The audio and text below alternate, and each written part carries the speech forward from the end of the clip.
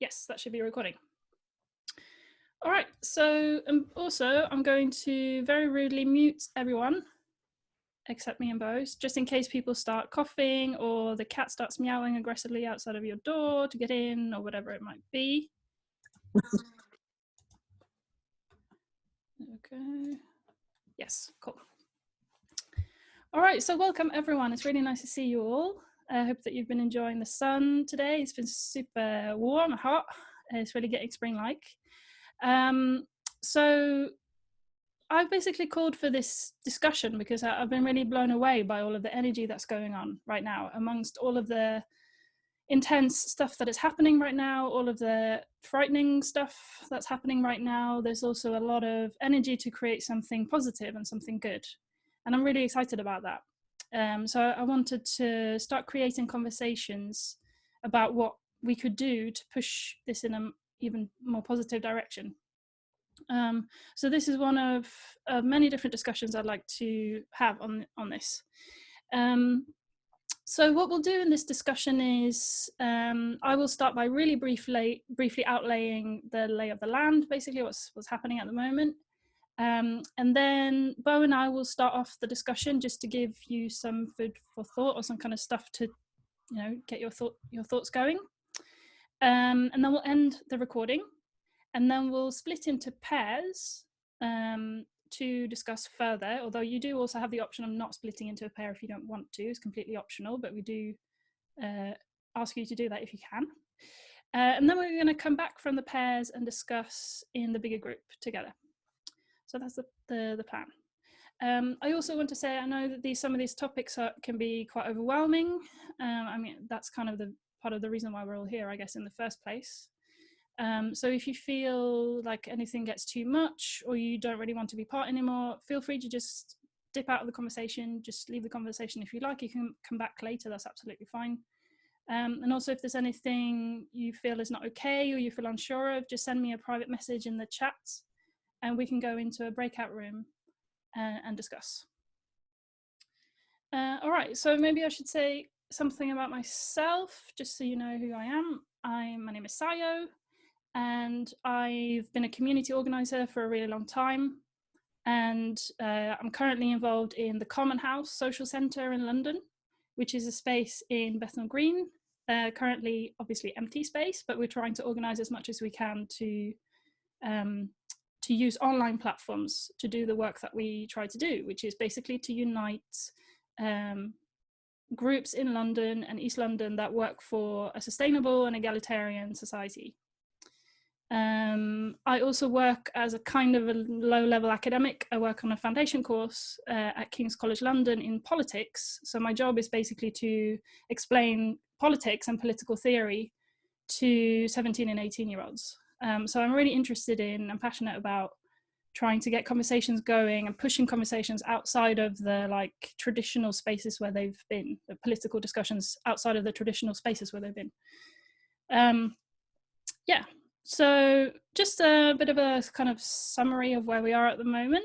The official statistic in terms of mutual aid groups that I've heard most recently is that there are currently 4,000 mutual aid groups in this country happening right now, which is incredible. I mean, I've been involved in mutual aid stuff for a really long time, and the notion that there could be 4,000 groups in the UK is just really, really impressive. There's so much information out there. I think there's been a massive upskilling of people in the last few weeks, people getting to know each other, people organizing together, having discussions online. And this is really, really exciting. People are also getting politically active through signing petitions and writing letters in a way that I think many people haven't been doing before. I tried to look into a little bit about what the government has said and the kind of mainstream news have said about how long we might be in this situation for, because I guess the initial kind of idea was that this was quite a temporary measure and we don't know what's going to happen next, right? The lockdown is happening right now, but we don't know where we're going to go next. But it looks like most predictions are that we will be in this situation or a situation similar to this from something like a year or 18 months. So I think this really makes it worth the while to think about how we organize in this particular situation, because I think what we do now and how we organize with each other now will affect the situation we're in when we eventually do come out of this lockdown. And the idea is that throughout these 18 months or a year that we would go through different levels of lockdown, right? So we might have a high level, which is what we have right now, and then we might go through lower levels where you maybe let some more shops open up, you maybe let people gather occasionally outside in the parks, and then you have a third kind of even lighter level of lifting the government advice not to work from home, so people can start going back into their jobs beyond just key workers, reopening schools and that sort of thing. So then the idea is that we would kind of go between these levels for the next 18 months, which is, or a year, which is a really long time, or even possibly several years, according to one BBC report. Vaccines would be the most ideal solution for this, but they're at least 12 to 18 months away as well. So it is likely that we will be stuck with some kind of lockdown situation. In terms of what the government could do further to like take us out of this situation, what the out strategy might be, I've heard of basically two different kind of approaches. Either you would test everyone and isolate the people who test positive, which obviously is a problem because there's not anywhere near enough testing equipment where we stand right now. Or you could, the other approach is to socially isolate people who fall into vulnerable groups, which of course is also problematic for lots of different reasons. We would basically end up with a second-class citizen type of like two-tier system, which is quite frightening. And it's also quite difficult to make sure that that's adhered to. And it could be difficult to know who's in a vulnerable group as well. But yeah, the government doesn't seem to have any answers or kind of clear ways forward at the moment, which is both scary and also leaves an opportunity or a kind of a space for us to start thinking about where we would like this to go and to try to affect where this goes. At the same time as all of this horror is happening and the sort of really frightening outlook on the future, we also have had quite amazing things happen over the last few weeks. You know, we currently have a situation where millions of people are being paid by the government. Their wages are paid by the government, which is also something that was completely unthinkable like 4 months ago. We had the renationalisation of the railway network a couple of weeks ago, which barely made it to the front page news, but which has been obviously a huge issue that has been debated in this country for a really long time. And so suddenly it seems like there is a ton of money floating around that wasn't available before. You know, I remember Theresa May talking about the magic money tree that wasn't available. Now it turns out that it is available, just like it was when she needed to pay off the DUP to sit in government with her. I'm not an economist at all, but I'm really interested in kind of trying to understand exactly what that means, where this magic money tree comes from. And as far as I can tell, the way that this is being financed is not through taking loans, but it's through a mechanism in the Bank of England called the means and ways mechanism, which basically means that the government, or the Bank of England more specifically, is printing more money, right, and putting more money into the system. So that's kind of similar to quantitative easing, which was a term that was around a lot during the 2008 financial crisis, but it uses a different mechanism. So the quantitative easing was about the government buying its own bonds, but the means and ways mechanism is about the government simply putting more cash more money into the system. I won't go into technical details of that, but basically what this means is that the government won't be in debt as a result of this. So it's not like we're in debt now and we have to have a long period of austerity after this. That's simply not true. Even though a lot of politicians will probably try to make us think that that's true. And Oh, someone's just posted a useful link in the chat. Oh yeah, about the railways. Cool, thanks. Yeah, so this basically is a step in the direction of something that anti-austerity activists have been calling for a really long time. So that's something else quite interesting that has happened. I can post a link about that in the chat later on as well. Right, so lots of horrible things are happening, lots of hopeful things are happening, amazing things are happening. So this is a space for us today to think about how we can try to influence this. And I've been thinking about this a lot. I kind of wrote a PhD about it a few years ago, where I thought found a really useful way of thinking about trying to influence power, which comes from Richard J.F. Day, who's an anarchist thinker. And he talks about politics of demand and politics of the act, which I think is a really useful framework to think about it. So politics of demand is when you approach a large organization like the state or corporation, and you try to get them to do something for you. So for example, you try to get them to stop austerity, or to pay people's wages, or to protect people's rights, that sort of thing. Whereas politics of the act is when you start to organize yourself here and now in a way that already creates the kind of relations that you want to see.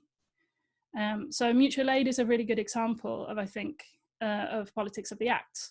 Although I do think that the two are very linked, and that's Richard Day's argument as well, is that you don't win something, you don't kind of create a better society by choosing either or of these two approaches. It's when you use both together in a strategic way that you can win gains. Okay, sorry if that was a bit long. We now are going to go into the discussion of the questions that we have, and basically the way that this will work is that Bo and I will discuss two main questions that we've set, and they're the very same questions that we will ask you to discuss in your pairs or groups when we talk a bit later. And I will post these two questions in the chat. The first question is, what types of organizing and action have you seen in response to the coronavirus that have inspired you or given you hope, and why? And the second question is, so that's the first one was about what have you seen. The second question is, what types of organizing and action would you like to see spreading more widely post-corona, and why? So that's more about thinking ahead and thinking about the strengths that we have now, opportunities that we have now, and how can we project those into something broader in the future. So those are the two questions that we're going to discuss. Bo, would you like to start by talking about the first question? Yeah, thanks, Sayo. And that was a really slick introduction. I just want to big you up for that. Yeah, I mean, what action I've seen that I have really been inspired by. I mean, I should, for context, I'm in Birmingham in the UK, and I'm a member of a group called Plan C. I've been loosely active in the activist scene. Loosely is probably a bit uncharitable. I've been a bit freelancy in the activist scene for about 5 years, moving from campaign to campaign, group to group. And I joined Plan C in Birmingham because I liked what they were doing. And they had a very hands-on approach, which I'll go into. Anyways, what I've seen since the lockdown, and a bit before the lockdown actually, is in Birmingham they have a lot of mutual aid groups. The one in particular that I have actually volunteered for is called Birmingham Solidarity. And actually, I'm gonna see if I can put this up so everybody can see it. So I think everybody can see that. That's their website. Now, this was a project that was being developed before the coronavirus hit. It was, I think it started in November, but it was going to have a much longer launch trajectory. But of course, when Corona hit, or even just before Corona hit, people got together and really ramped it up. And at the moment, it's delivering daily meals, prepared meals, vegan meals, for people around the Birmingham area, anybody who calls for assistance. And it's aimed at people who are say, vulnerable to coronavirus, don't want to leave their homes, or have some issue like physical disability that makes it difficult. But whatever the reason, there's no applicability. It's just whoever calls. They get delivered a free prepared meal that's been cooked in a kitchen under safe conditions. I've delivered the food. I've helped cook the food, and they're at about 500 meals a week at the moment, and it's looking to expand. Now, on the surface of it, that might sound like a bit of a sort of charity-based model. In a way, it is trying to just lend a hand to people who desperately need a hand. But what we're seeing is a reciprocal effect where people who have been receiving the meals are telling their friends, those friends are volunteering, and it's expanding in that way. And if you look as well, I'm going to see if I can do this, our demands. So these demands were just like the project, they were kind of sped up. These weren't the initial demands of Cooperation Birmingham. But since coronavirus happened, there were some meetings. And so now that, along with the immediate meeting of human needs, we're working with other organizations to try and press for these demands. Obviously, test everybody, Corona basic income. So that's one of the demands that has been strongly supported by everybody involved. And as you can see, support for small businesses, not banks and corporations, proper measures for overcrowded, vulnerable institutions, rent relief. So what I'll do is I'll put a link actually to this group. I'll put it in the chat. I'm going to come back. So there we go. There's a link in the chat for anyone who wants to take a look. But one of the reasons I think I found this project and find this project so inspiring is that it was never intended to do this type of work. It was going to do much more long-term solidarity and, you know, sort of movement building and community building in Birmingham. When the first signs of the corona crisis happened, this is about 3 weeks before the government even really acknowledged it, the people from Birmingham Solidarity were already meeting and concerned that this virus was going to move into the UK and what impact this was going to have. So there was already preparations underway.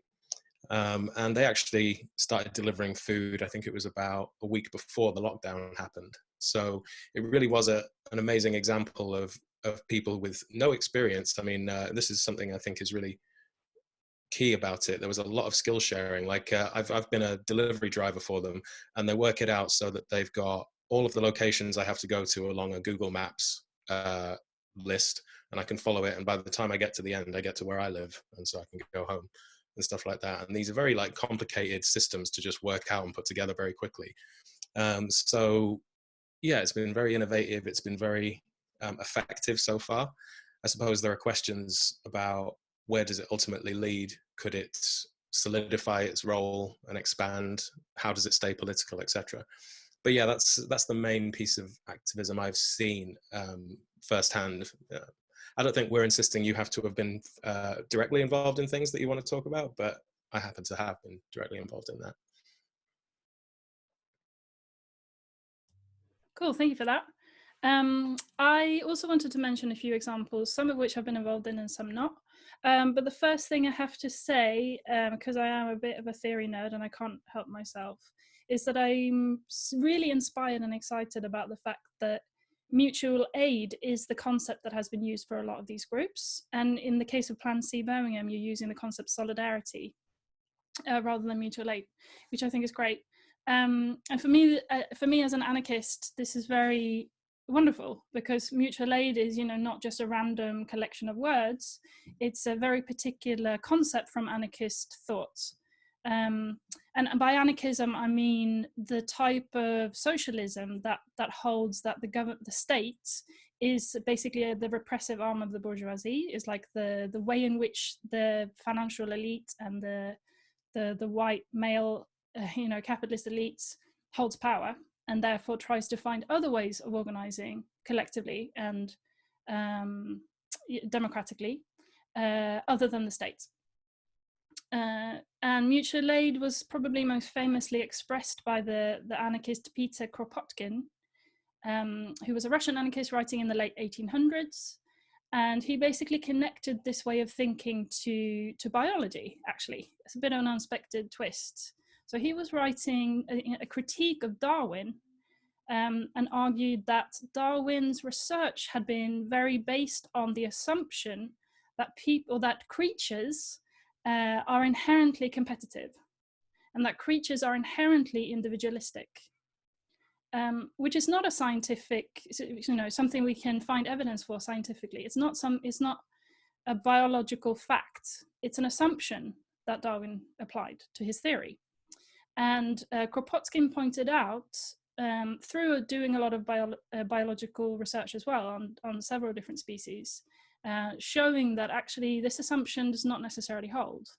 And there is a lot of behavior among different species that we can only really explain by looking at collaboration between different individuals and between different species.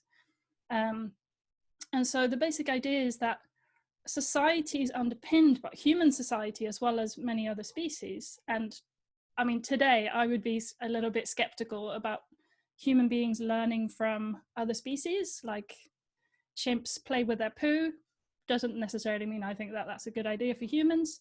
But I do think that it's a really important insight that actually society is underpinned by collaboration and mutual aid, and that you can't survive basically as an individual. And that was never the point.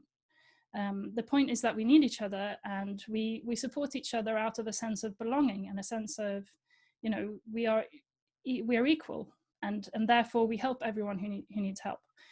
Which is also to mean the main difference between mutual aid and charity, where charity is that you have like a rich elite who kind of looks down on and helps these like poor people who need to be helped. This help is often also conditional. So you get charitable help if you are suffering in a particular way, if you look like you are suffering in a convincing way, if you promise to go off your addictions or whatever it might be, and so on and so forth. So it's very conditional and very hierarchical. Whereas mutual aid is about people coming together, seeing each other as equals, understanding that the problem is structural. It's not about individual people messing up that have caused this problem. It's a structural situation that we're dealing with, and trying to support each other in mutual aid. So I've been involved in my local mutual aid group. I live in Hackney in London, and what I think is really cool about these groups is that they're organized in a federated model, which is also an anarchist idea. So basically, I'm in Hackney Borough, and that has a Facebook group, for Hackney-wide Facebook group, that has something like 6,000 members or something like that. So that's just the people who are on Facebook. I mean, there's way more members than that. And then that borough group is divided into smaller ward groups.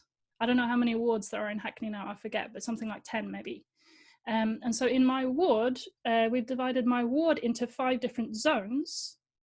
And so that there's organizing on the zone level. And then each zone is divided into neighborhood levels. So I'm the coordinator for my housing estate.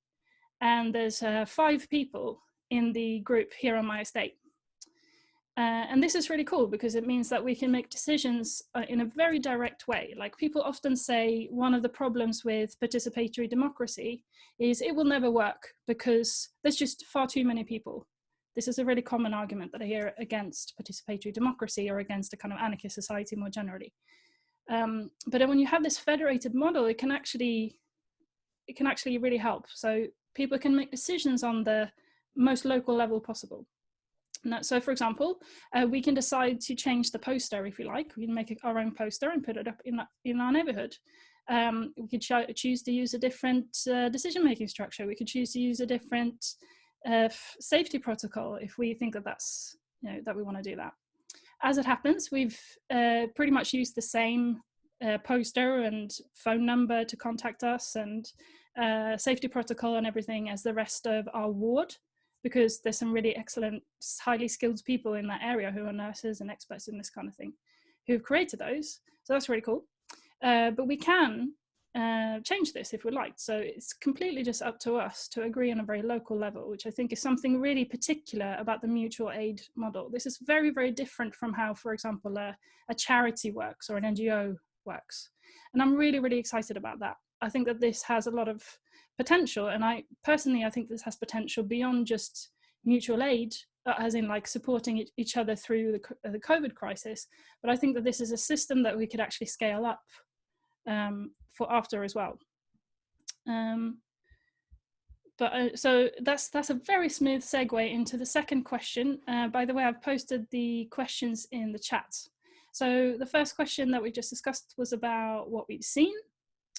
And now the question 2, what types of organising would you like to see spreading more widely? Bo, do you want to come back on that one?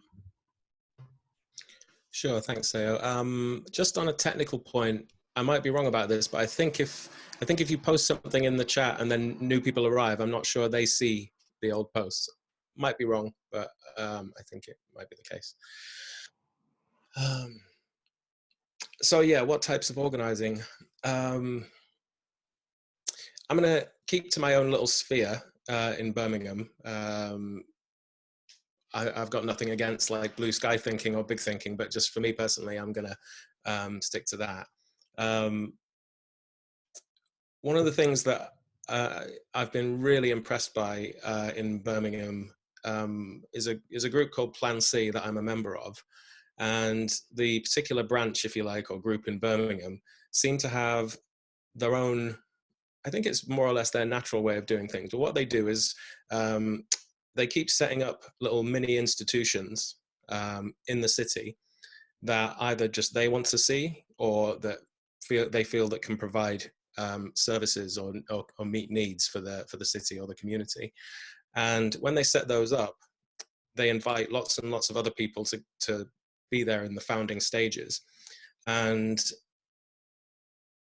what that's resulted in is we have a vegan cooperative cafe called the Warehouse Cafe. And that's basically what shut down and became the Solidarity Kitchen for Corona. We also have a martial arts gym that meets twice a week, and that's local people who run that and come and get involved.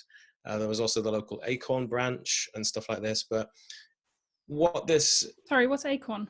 Oh, Acorn is it's like a community union. So you know, I'm not an expert on it, but it's primarily about dealing with renters' rights, dealing with dodgy landlords, working with the council on behalf of people. But it's a membership organization like a union, but it's not about workplaces. It's about where you live and the local area.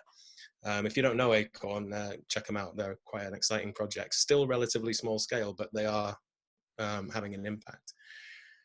So yeah, one thing I think it's important to say is that when the members of Plan C have set these organizations up, they haven't done it with the intention of expanding their organization, Plan C. They've done it with the intention of trying to create independent institutions that aren't accountable to Plan C. Plan C has no decision-making power over, doesn't hold any resources that can be taken away, that sort of thing. So they're made independent. And what that's done is it's created a huge scene of people who are loosely affiliated around political values, around values of mutual aid, solidarity, social justice, etc. So instead of trying to build some big organization that everybody joins, becomes a member of, you know, and has to believe in the ideology, it's more about looking at what the community could do with or need or is asking for, helping them set that up, and, you know, obviously in a sincere way bringing their political values to it, but not insisting on those things. And yeah, it just seems to be working really well, and it's laid the foundation for such a powerful response to be made for coronavirus. Most of the relationships and most of the resources that are being used are ones that were being used on those institutions.